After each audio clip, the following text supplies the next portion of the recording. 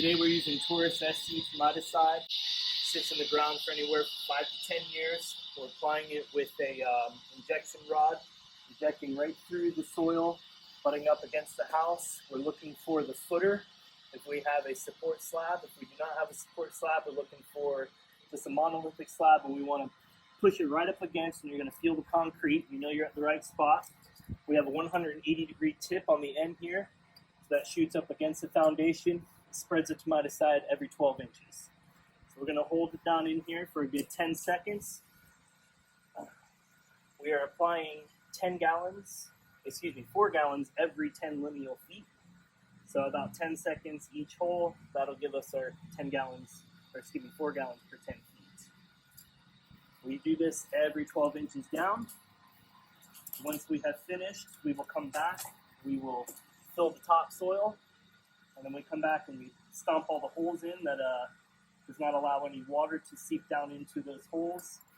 Once this product is in the ground for 2 hours, it then adheres to the soil for that 5 to 10 years.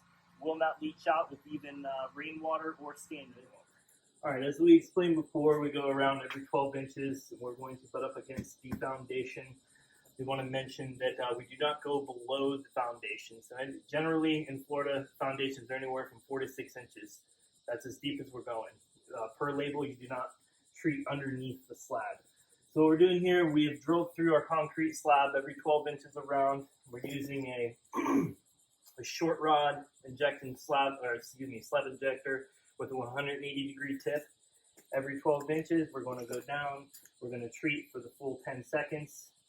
We're going to go all the way around the whole building.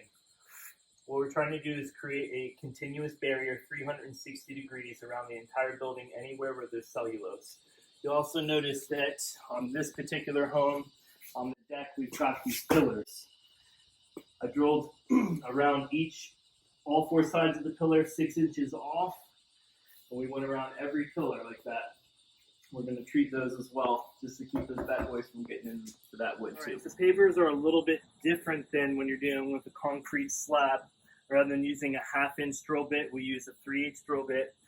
We go right between the joints. We go every 12 inches. Generally, you can skip a joint, and that's going to give you your 12 inches. And we use our spaghetti wand, which has got a 360-degree spray. And again, 10 seconds. Each 12 inches all the way around gives us our continuous barrier. And when we come back through to plug these up, we're going to use concrete patch. I recommend using a little baggie, as a piping bag. It makes it much easier, much cleaner. When we do our concrete slab, we're going to come through with our 1/2-inch plastic plugs, hammer them right in. I like to use the plugs because, number one, I think they look a little better. Number two, they have no chance of popping back out. Sometimes when you use that concrete patch, they have a tendency to pop out.